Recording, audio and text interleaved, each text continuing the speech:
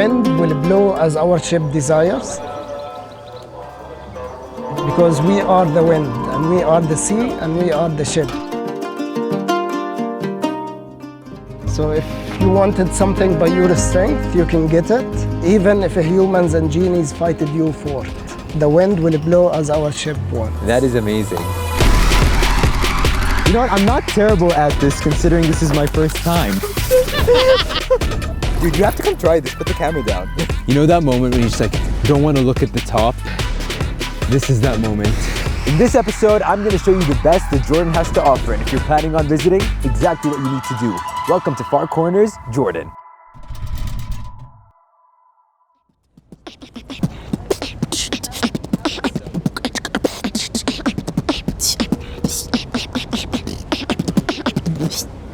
Amman is the capital city of Jordan, but also one of the oldest cities in the world, dating back to 7000 BC. However, there are new trends and subcultures popping out all the time which one might not expect.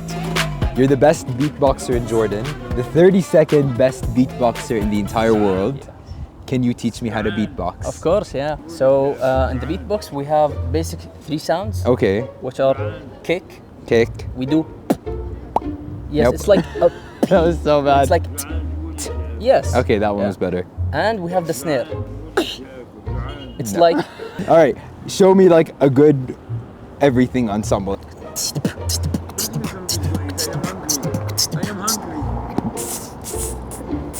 Listen, I think we realize he's the world champion. We all have our talents. You're clearly really good at yours, but maybe you need more lessons. yes. Why Okay, not? I'll be back for more. I'm about to meet with Aladdin, who's gonna give us a tour of underground Amman. So let's go get a new perspective of this very ancient city. Aladdin, how's it going? Hey man, It's nice to meet you. nice to meet you too. I've heard a lot about this Pleasure. tour. Thanks. Underground Amman. Yes. What does that even mean? Underground Amman talks about the underground scene in Jordan. Okay. The hip hop scene mainly and the street art. Uh-huh. So we're trying to talk about the artist, let people know the stories behind it, and to show the city from different angles. Yeah.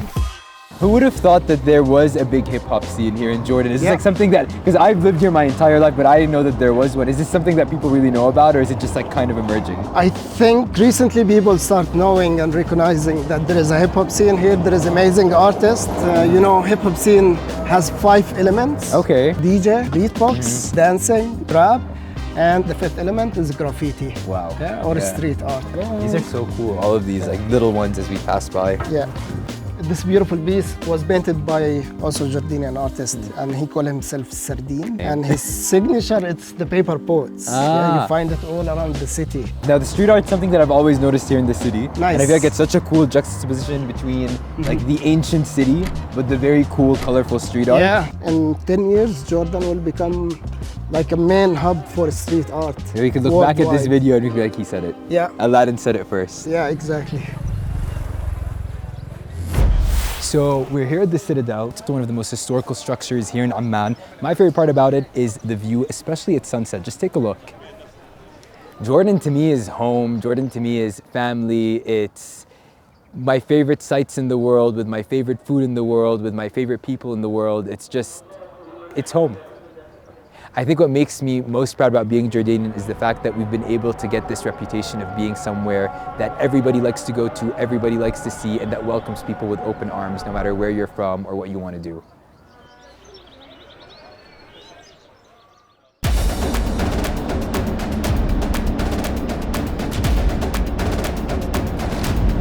So yesterday was a bit crazy, a lot of hustle and bustle in the city, but right now we're on our way to the Dead Sea, the lowest point on earth, for some calm, some relaxation, some floating, and some mud.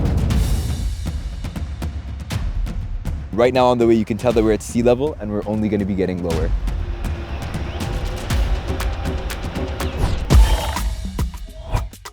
So if you're coming to Jordan, you have to visit the Dead Sea, and I recommend going through a resort. I'm at the Kempinski Ishtar Dead Sea 5-star resort. It has some of the most unique experiences, but you can actually find so many different resorts for all different types of budgets. So do your research and be prepared. So one thing you should do before entering the Dead Sea is put some mud on your skin. Now I know that sounds weird, but it's full of minerals, it keeps you looking young. So I'm gonna go do that right now.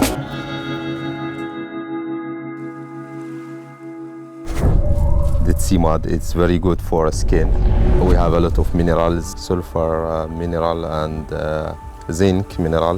You know the zinc is very good for skin. It's make the skin very soft. And it keeps you looking young. Yes, exactly. That's awesome. Yeah. They say that the Dead Sea is the world's biggest spa. Yes. Because there's a lot of mud. It's natural spa. There is a bit of a sting to it, but it's like a nice sting. It's like the type of thing you feel like the nutrients are just like going through your skin. All right, so now I'm done and I'm gonna go sit in the sun for 15 minutes and bake until this hardens. Whilst I'm baking in the sun, I have time to sit and relax, and although there's many ways of getting to the Dead Sea, going through a slightly more expensive resort like this one means that there's less people around and more time and space to enjoy the experience. All right, so it's been 15 minutes. Now it's time to get back in the sea. It's super clear. Like you can even see the salt all the way in the end. And honestly, the water feels so good. All right. Here it is, the moment of truth. Let's see if we can just float. That is so cool. Wait, you can't even go down if you want to. That's amazing. Wow. Dude, you have to come try this. Put the camera down. It's like sitting on a bed, but it's the ocean. And you can just put your head back.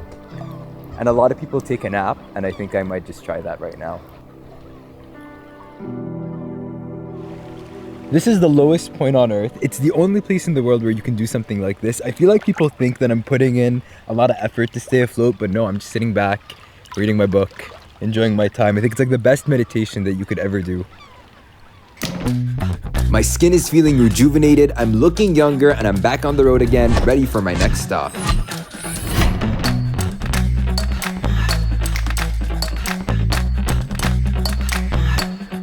I'm here in Madaba. It's a city right outside of Amman, known for its beautiful churches, and it's also the city of mosaics. So let's go check some out.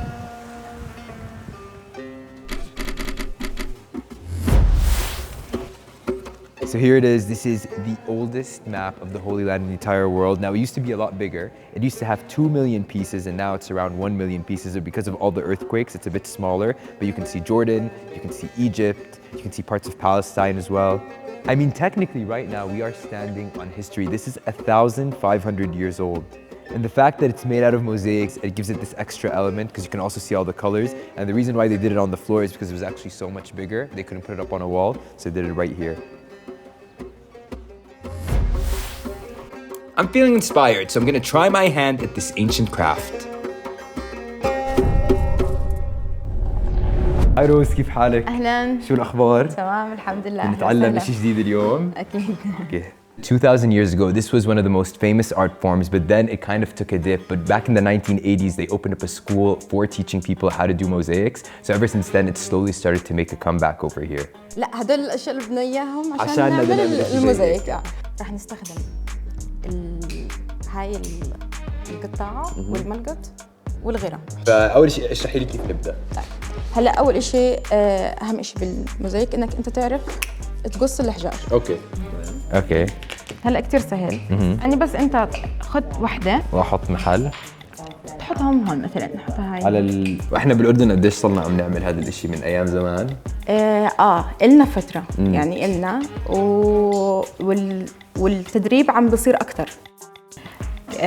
بتعتبر قرية. وهون أغلب اللي بياخذوا الفرص اللي هم إحنا كبنات. I think that I could totally get used to this, do this every day, just sit around, make some mosaics. It's such a calming, nice job, and you're sitting in this room, you're surrounded by art, you're making art. Now, I don't know if I'll be good at it, but I think that I would like to do it. I might take a little bit longer. She told me that usually it's 3 months. Yes. Some people take more or less. More, yes. You took a month. How long would you say that I would take seeing my skills so far? يعني you will take 4 months. 4 months? Yes, That's you being really, that's her being really nice.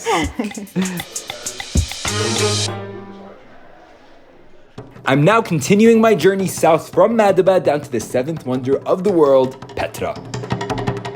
Now, although it was only discovered by the Western world in the 19th century, this city of Petra has been in existence since the 3rd century BC. If you come to visit Jordan, or even if you live in Jordan like me, you have to come and see this at least once in your lifetime. Echo! That's pretty cool. It's early in the morning and we are here in Petra. We're actually at the entrance. This is called the Siq and it's a very narrow way, 1.2 kilometers all the way up until we get to the treasury. I've only ever been here in the afternoon when there's a bunch of tourists around. We woke up super early in the morning and it's so beautiful, it's peaceful. It's like the best morning walk I've ever taken.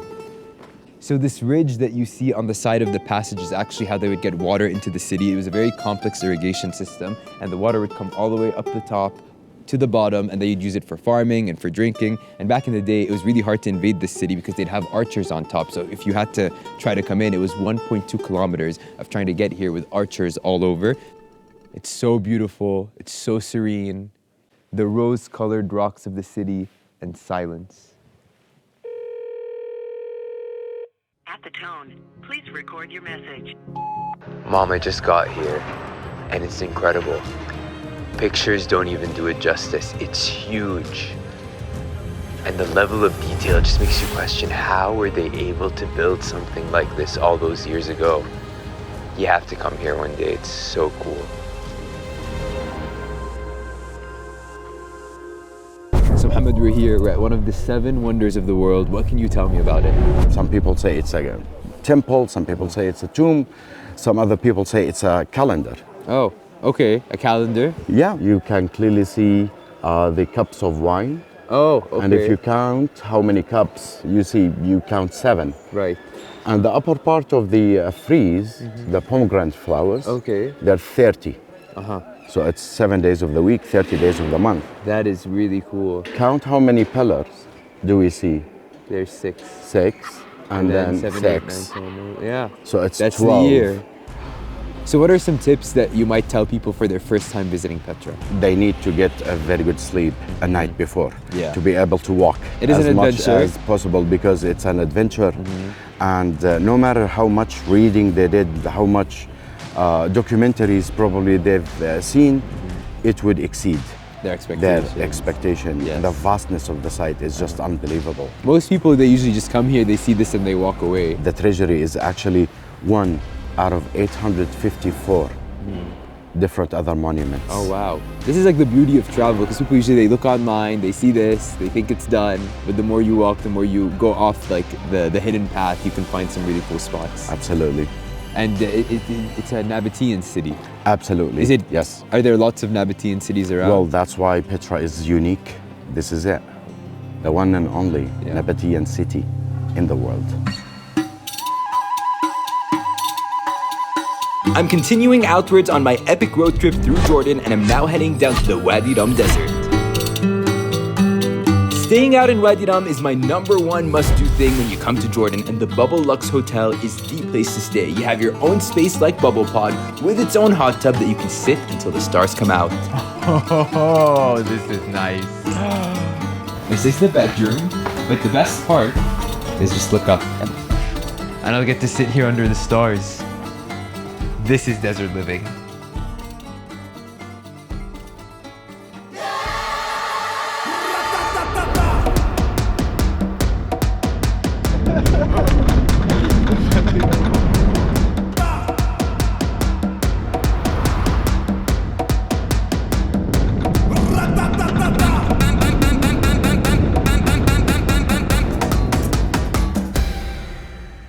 All right, we just parked. I see the biggest sand dune in front of me and we're about to go sandboarding for the first time. So let's see if I know how to do this. First challenge, getting up that dune. I don't even think am I making progress? I'm just walking in place. Oh God, how did we get all the way up there? I have no idea how, but my instructor has made it up that dune at a blistering pace. I'm realizing that I need to start working out more. I did have an instructor to teach me. He got nauseous on the way up and decided to leave. So this is going to be more of a self-taught experiment. So let's see if I have any natural sandboarding talents. All right, here we go. I'm doing it. This is so cool. You know what? I'm not terrible at this considering this is my first time. Spoke too soon.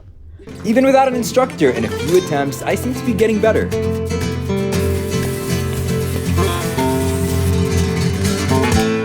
Come on, that was good. Well, that was a lot of fun, clearly.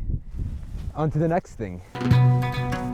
Let me tell you that Wadi Rum is one of my favorite places in the entire world. Whenever I feel like I just need a break or I want to travel, but I don't want to get on a plane, I drive down to Wadi Rum. It's absolutely beautiful. You are disconnected from the entire world. There is complete silence, not one sound, and the stars are just everywhere. It's such a great break. It's also why they filmed so many great movies here, from The Martian to Dune to Lawrence of Arabia. You can't get a view like this from a studio.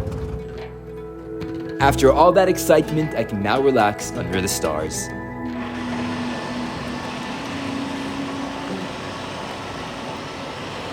Now this is the dream.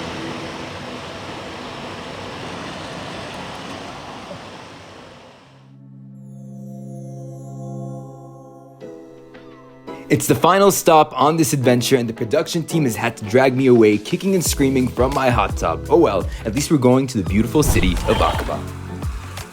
Here we are, right by the Red Sea. This is the city of Aqaba. It's the beach town city of Jordan. You got a lot of resorts, lots of beaches, lots of great weather, great sunshine. Because we're on the Red Sea, you get a really cool, unique coral formation over here. So there's a lot of snorkeling. A lot of people come here to get their scuba diving licenses, great water sports from jet skis to banana boats to parasailing and really anything you can think of.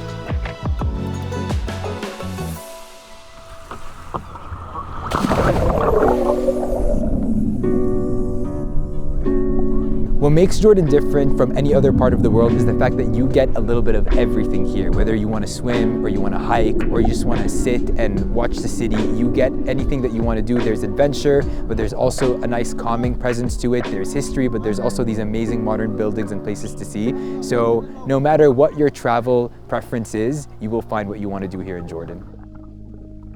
It's hard to choose between all the highlights of this week, but I have to say, like, sitting in a hot tub in the middle of the desert, it's absolutely freezing outside. There's stars everywhere. I don't know where you can get an experience like that. That was so much fun. I really enjoyed learning about mosaics, just getting to talk to the people, and they're so passionate about what they do. People should come to Jordan because not only do you get to see some of the big things like the Dead Sea and Petra being the 7th wonder of the world, which are all great, but also the people are so amazing. They're so welcoming. Even driving around the road, you're just gonna stop at really cool places, meet awesome people, have great meals, and you never know where there's an adventure just lurking behind the corner. Please subscribe to More Corners for more amazing travel content, and I'll see you in the next one.